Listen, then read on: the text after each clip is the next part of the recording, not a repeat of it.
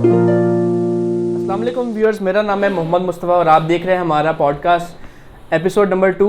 जैसे कि आप जानते हैं कि एपिसोड नंबर 1 में हमारा जो प्रीवियस इससे पिछला एपिसोड नंबर 1 था, इसमें हमने कंस्ट्रक्शन एंड रियल एस्टेट से रिलेटेड कुछ आपसे बात की थी। हमारे साथ मौजूद हैं मिस्टर हारून।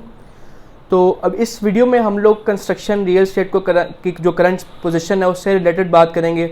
उसके बाद फिर कुछ बहरिया टाउन पेशावर, आपको पता है एक अपकमिंग बहरिया टाउन का नया प्रोजेक्ट है, उसके बारे में डिस्कस करेंगे। तो मिस्टर हारून ने मुझे ज्वाइन किया। अस्सलाम वालेकुम सर। वालेकुम सलाम। कैसे हैं आप? ठीक हैं जी अल्हम्दुलिल्लाह।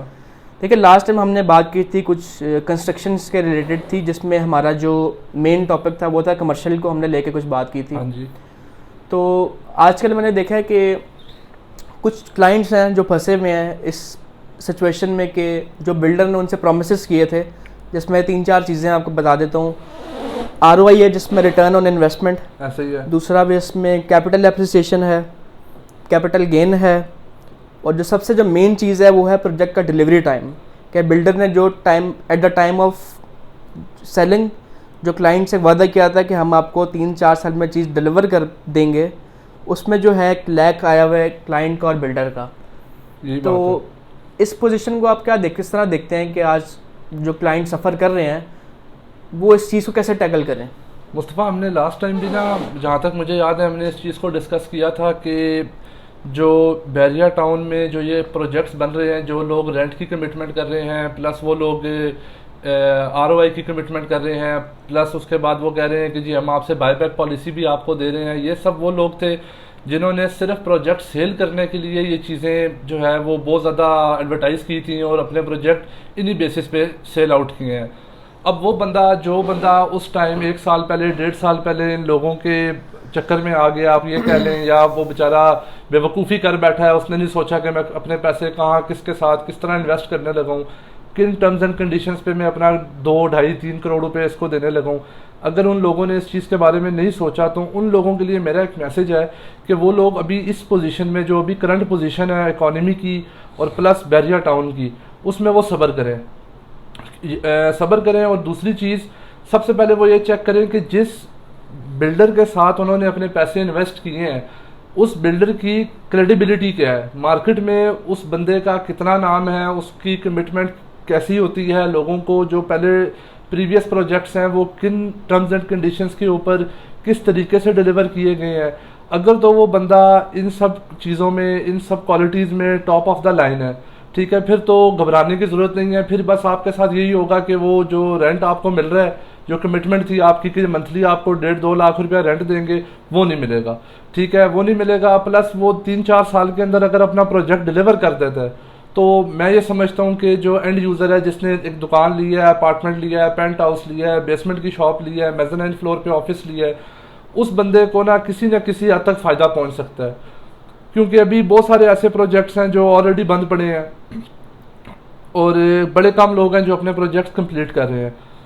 जब 3-4 साल बाद ये अपने कंप्लीशन के ऊपर होंगे, जो इनके कंप्लीशन टाइम थे, उस टाइम बिल्डर के ऊपर डबल प्रेशर होगा। किस वजह से डबल प्रेशर होगा? कि जिस बंदे ने इस बेस पे शॉप ली हुई है कि भाई मुझे महीने का रेंट भी मिलेगा, मुझे महीने का 1 साल के बाद ROI भी मिल रही है 12%, उसके बाद मुझे एक सबसे बड़ा फ़ायदा ये होगा कि जब मेरी चीज़ तैयार हो जाएगी तो इसकी प्राइस भी इंक्रीज़ हो जाएगी। तो वो जब 4 साल बाद आके देखेगा जी प्रोजेक्ट तो अभी ग्रे स्ट्रक्चर भी कंप्लीट नहीं हुआ, ठीक है, वो शोर तो डालेगा और ऑटोमेटिकली बिल्डर पे प्रेशर बनेगा। वो बंदा जिसने बेशक रेंट दिए हैं, नहीं दिए हैं, अपनी कमिटमेंट्स पूरी की हैं, नहीं पूरी की हैं, लेकिन वो बंदा अपने काम के साथ सिंसियर है और अपने प्रोजेक्ट्स कंप्लीट कर चुका है, अपने कंप्लीशन टाइम के नियरली, मतलब 2-4 महीने ऊपर नीचे हो जाते हैं, उस बंदे के प्रोजेक्ट को भी फ़ायदा होगा, उसके क्लाइंट को भी फ़ायदा होगा, अल्टीमेटली उसको भी फ़ायदा होगा। और जिन लोगों ने ऐसे प्रोजेक्ट्स में अपनी इन्वेस्टमेंट्स की हुई हैं, वो लोग सब्र कर लें। अगर इनके पीछे एक अच्छा ग्रुप है, एक बड़ा ग्रुप है जो पिछले 10 साल से, 20 साल से रियल एस्टेट सेक्टर में काम कर रहा है, कंस्ट्रक्शन सेक्टर में काम कर रहा है, फिर तो घबराने की बात नहीं है। और अगर कोई ऐसे लोग हैं कि जो अपनी कमिटमेंट्स के बिल्कुल भी पूरे नहीं हैं, पहले भी 4 प्रोजेक्ट स्टार्ट किए, बंद हो गए, उन लोगों को फिक्र करने की ज़रूरत है कि वो अपने पैसे वहाँ से निकाल लें, 2-4-5 लाख रुपया माइनस में मार्केट रेट के ऊपर चीज़ बेच दें और किसी ऐसी जगह पे इन्वेस्ट करें जहाँ पे एटलीस्ट उनको 15 से 20% ईयरली कम से कम प्रॉफिट हो अपनी इन्वेस्टमेंट के ऊपर। जो लॉस अभी उनको वक्ती हो रहा है 2-4 लाख रुपए, सिर्फ इस वजह से होगा कि वो अपनी गलती एक्सेप्ट करें ये कि भाई हमसे गलत इन्वेस्टमेंट हो गई है। हमें उस टाइम जिस प्रोजेक्ट में इन्वेस्ट कर रहे थे, जिस कंपनी के साथ इन्वेस्ट कर रहे थे, उसके बारे में हमने प्रॉपर इन्फॉर्मेशन मार्केट से इकट्ठी नहीं की, जिसकी वजह से हम नुकसान में हैं। अगर वो ये उस टाइम कर लेते तो वो नुकसान में ना होते। और अगर ये काम हो गया है और बिल्डर भी अच्छा नहीं है, क्रेडिबिलिटी भी नहीं है, मार्केट में भी नाम नहीं है, ठीक है, कोई प्रोजेक्ट प्रीवियसली डिलीवर भी नहीं किया, तो फिर वहाँ अपने पैसे 2 साल और फंसाने के बाद भी आप इसी जगह खड़े होंगे। तो इट्स बेटर कि आज आप एक डिसीजन लें। 2-4 लाख रुपये से नुकसान से कोई बंदा नहीं मर जाता, ठीक है, वो अपने पैसे निकालें और किसी अच्छी जगह इन्वेस्ट कर दें। और जो अच्छा बिल्डर है उसके साथ जो उसके क्लाइंट्स हैं उनको चाहिए वो कंसिस्टेंट रहे। देखिए हारून, बात यह है कि देखिए मैं और आप ये बात करें आसान बात है। देखें, एक रियल स्टेट एडवाइज़र का एक ये काम होता है कि अपने क्लाइंट की ऑन द सेफ साइड जिधर इन्वेस्टमेंट हो उधर करवाए, ऐसे ही है। लेकिन आपने बहुत अच्छी, मुझे आपकी एक पॉइंट लगा, आपने क्रेडिबिलिटी की बात की है। यही बात अब देखें, हम मार्केट में बैठे हुए हैं, मुझे 3-4 साल हो गए हैं बैरियर टाउन में। अब मुझे पता है कि किस बंदे पे मुझे ट्रस्ट करना है, किस प्रोजेक्ट में मैंने अपने क्लाइंट की इन्वेस्टमेंट करवानी है और किधर नहीं करवानी, ऐसे ही है। अब कुछ लोग हमारे ओवरसीज़ हैं, कुछ क्लाइंट जो इस तरह के हैं कि इंटरनेट में देखा कि जी प्रोजेक्ट में इन्वेस्टमेंट करें, 40 लाख इन्वेस्ट करें और मंथली अपना 40,000 ले लें। यही बात है। लोग, आपको पता है, ग्रीड इज द कर्स। बिल्कुल यही लोग लालची होते हैं, मैं भी लालची हूँ। यही बात। हर बंदा लालच में आता है, पैसे देता है और मुझे रेंट मिलेगा अगले, मतलब कि अगले महीने से मेरा रेंट स्टार्ट हो जाएगा। यही बात है, वो सारे के सारे प्रोजेक्ट इसी तरह ही बिके। तो अब पॉइंट मेरा ये है कि जो अननोन एक बंदा है, आपने क्रेडिबिलिटी की बात की, देखिए हम किसी को जज नहीं कर सकते ना, हम मार्केट में किसी को जज करने के लिए बैठे हुए हैं। बिल्कुल ऐसे ही है।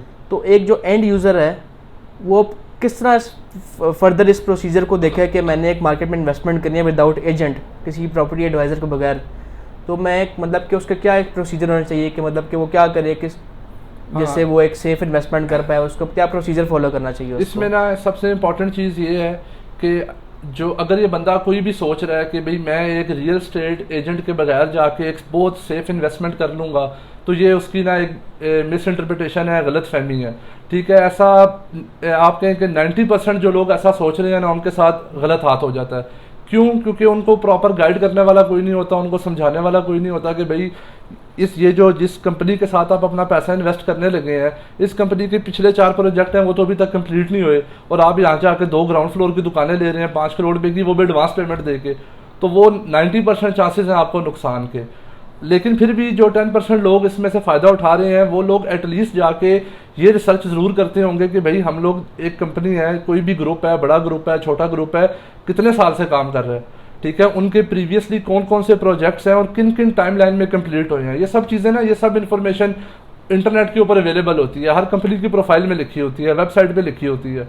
उसके बाद फिजिकली वो जाएंगे, जो कंपनी का ऑनर है, जो उस कंपनी को ओन कर रहे हैं, जिसने उनका 5 करोड़ रुपये आप जिसको देने लगे हैं, जिस बंदे के अकाउंट में जाने हैं वो 5-6 करोड़ रुपये, तो उस बंदे से जाके एटलीस्ट वो बंदा ये सवाल करेगा कि भाई आपका इस प्रोजेक्ट को ये आप 4 साल का टाइम दे रहे हैं, एडवांस पेमेंट हम आपको दे रहे हैं, आप रेंट कमिट कर रहे हैं, आप बाय बैक पॉलिसीज कमिट कर रहे हैं, आप हमारे साथ XYZ हर तरह की जो हम आपको कह रहे हैं या आप हमें कह रहे हैं, हम एक चीज़ पे इत्तेफाक कर रहे हैं, इन सब चीज़ों की बेसिस पे आप किस तरह इस प्रोजेक्ट को इतनी जल्दी कंप्लीट कर लेंगे।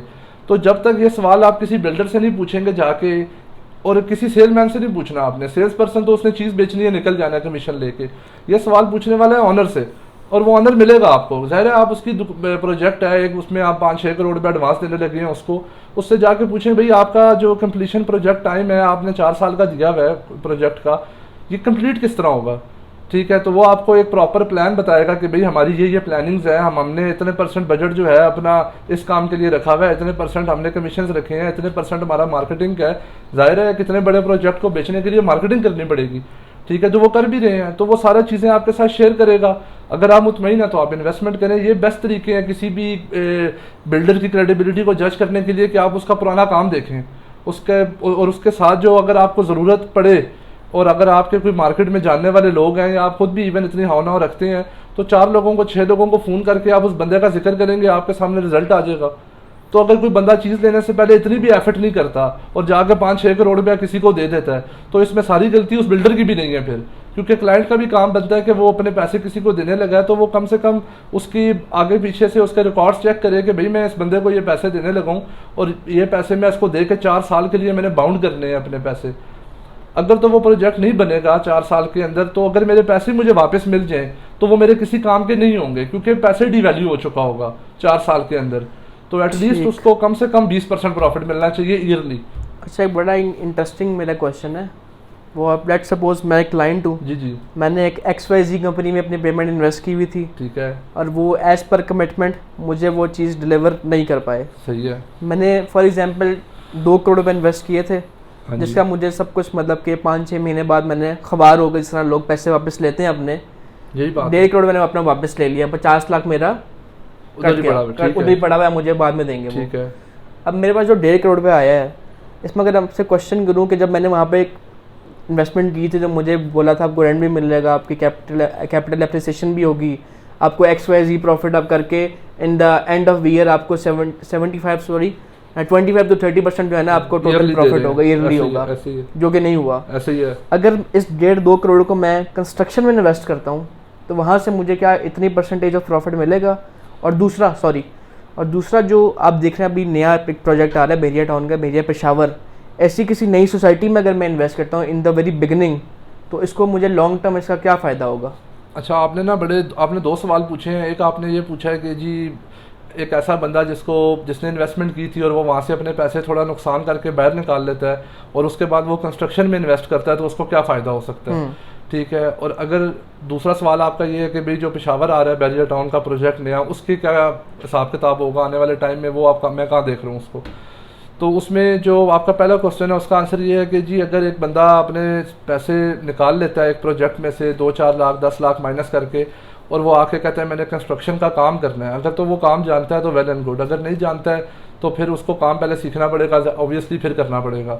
लेकिन अगर वो अपने पैसे कंस्ट्रक्शन किसी फर्म के साथ इन्वेस्ट करता है या लॉन्ग टर्म के लिए, शॉर्ट टर्म के लिए, एटलीस्ट वहाँ पे आपके पास जो रिस्क रेशो है वो कम है, ठीक है। आपने एक प्लॉट लेना है, वो आपके नाम पे होगा, आपने उसके ऊपर घर बनाना है, मटेरियल आना है, वो आपके साथ लगेगा, आपने आहिस्ता आहिस्ता करके 1 साल के अंदर पैसे देने हैं घर बनाने के लिए, या 2 साल में देने हैं, जो जितना बड़ा आपका प्रोजेक्ट है, ठीक है। अगर आप 7 मरले का एक घर बना रहे हैं, ठीक है, 2.25 से 2.5 करोड़ रुपये के दरमियान वो घर प्लॉट की प्राइस के साथ आपको कॉस्ट करता है, और उस घर के अंदर कम से कम 30-32 लाख रुपए का मार्जिन आराम से होता है, ठीक है। तो अगर आप ये काम करना चाह रहे हैं, ठीक है, तो उसमें आपकी कोई इतनी खतरनाक इन्वेस्टमेंट नहीं है, आपने जस्ट एक प्लॉट लेना है, ठीक है, उसके ऊपर आहिस्ता आहिस्ता करके आपने 1 साल में पैसे लगाने हैं, ठीक है, रिस्क रेशो भी आपकी कम है, और पैसे भी आपके 1 साल बाद आपको पता है घर बन के बिक जाएगा, वापस आ जाएंगे, सेल हो जाएगा, वापस आ जाएंगे। लेकिन प्रोजेक्ट में इस चीज़ की गारंटी नहीं है। अभी हज़ारों लोग ऐसे हैं, मेरे अपने क्लाइंट्स ऐसे हैं, मेरे अपने दोस्त यार ऐसे हैं, जिन्होंने बड़े बड़े प्रोजेक्ट्स के अंदर फ्लैट, अपार्टमेंट, होटल के रूम्स और दुकानें और बेसमेंट के जो है वो एग्जेक्टिव एरियाज बहुत कुछ लिया हुआ है। लेकिन उसमें से अगर वो रीसेल के लिए जाते हैं, तो जब बाय बैक के लिए जाते हैं तो कंपनी मुँह नहीं लगा रही, और अगर मार्केट में जाते हैं तो उनकी जो चीज़ें हैं उनको कोई बंदा पूछ नहीं रहा। उसके पीछे यही रीज़न है कि उस चीज़ की अभी वैल्यू नहीं है जो वो बेच रहे हैं। उसकी वैल्यू तब होगी जब वो तैयार हो जाएगी। एक घर को तैयार करने के लिए 1 साल चाहिए, और प्रॉफिट आपको उतना ही मिलेगा, उससे डबल मिलेगा जो आपको यहाँ रेंट मिल रहा है, ठीक है। जो आपको रेंट मिल रहा है उसमें आप नुकसान में है, बेशक आपको एफर्ट नहीं करनी पड़ी, लेकिन अल्टीमेटली आपको भी ये रिजल्ट आ गया सामने, 2-4-6 महीने लोगों को रेंट मिले हैं, उसके बाद खुआर, उसके बाद वो आपको कभी कौन सा टाइम देंगे, कभी कौन सा टाइम देंगे, कभी आपको चेक दे देंगे, चेक में भी कुछ नहीं निकलेगा, ठीक है। आपको बस वो किसी तरह ना अपने साथ 2-3 साल आगे कंटिन्यू करेंगे, रेंट वेंट नहीं देंगे उसके बाद। तो इट्स बेटर कि आप वहाँ से अगर पैसे निकाल रहे हैं, कंस्ट्रक्शन में आ रहे हैं, तो इसमें मैं ये समझता हूँ कि आपको जो रिस्क फैक्टर है वो भी कम हो जाएगा, और आपको अल्टीमेटली ना उससे ज़्यादा पैसे बच जाएंगे जो आप वहाँ पे इन्वेस्ट करके कमा रहे थे। एक्सपीरियंस भी मिलेगा कंस्ट्रक्शन का। और जहाँ तक बात है पेशावर की, जी पेशावर ऑब्वियसली बहरिया टाउन का प्रोजेक्ट है, और मैं ये समझ रहा हूँ कि ये एक बड़ा ही कीमती प्रोजेक्ट है। बड़े अरसे से, पिछले 8-10 साल से तकरीबन लोग इसका इंतज़ार कर रहे हैं कि ये कब लॉन्च होगा। बहरिया टाउन कराची से लेकर इस्लामाबाद, पेशावर और रावलपिंडी और जितने भी बहरिया टाउन के राइट लेफ्ट के प्रोजेक्ट्स हैं, इन सब में से top of the line project होगा ये, ठीक है। इसमें ये बेसिकली बहरिया टाउन ने बनाया एंड यूज़र के लिए। इसमें मैं नहीं समझता कि कोई डीलर ऐसा जाएगा जो डे ट्रेड करके कोई ठीक ठाक मोटे पैसे कमा लेगा। ओपन बुकिंग रख दी है इन्होंने हर चीज़ के लिए, ओपन रजिस्ट्रेशन है डीलर के लिए। 10-12 लाख रुपए से लेकर 1.25 करोड़ रुपये तक मैंने सुना है प्लेटर आ रहा है इसका, जिसमें मिक्स प्लॉट्स होंगे, 5 मरला, 7 मरला, 10 मरला, कनाल, ठीक है। वो प्लॉट जो बंदा ले लेगा फिर उसने 2-3 साल बाद किस्तें देनी है। शुरू में हो सकता है कि 2-4-6 लाख रुपए का प्रॉफिट लोगों को देखने में मिले, लेकिन लॉन्ग टर्म में उस बंदे को ही फ़ायदा है जो इसको लॉन्ग टर्म होल्ड करेगा, आज ले लेगा, उसकी किस्तें देगा, 4 साल में 3 साल में प्लॉट क्लियर करेगा, मौके पे जाके पोजेशन क्लियर कराएगा और प्लॉट का कब्जा लेगा, वो बंदा सबसे ज़्यादा बेनिफिट में रहेगा। एक प्लॉट भी ले लेगा तो फ़ायदे में रहेगा लॉन्ग टर्म वाला। जो शॉर्ट टर्म में लोग डेली के 5-5 6-6 प्लॉट आगे पीछे कर रहे होंगे, वो मंथली एवरेज निकालेंगे तो कोई नहीं होगी, ज़ीरो होगी, क्योंकि वो आपको आज प्लस में जाएगा, कल माइनस में जाएगा, जिस तरह कराची के साथ हुआ, इनक्लेव के साथ हुआ, हर जगह पे बैरिया के साथ ये सिलसिला है। ठीक है, चलिए viewers, that's it for today. आपसे इंशाल्लाह मुलाकात होती है एपिसोड 3 में मोर इंटरेस्टिंग क्वेश्चंस के साथ। तो तब तक के लिए अपना बहुत ज़्यादा ख्याल रखें, इजाज़त दें, अल्लाह हाफ़िज़।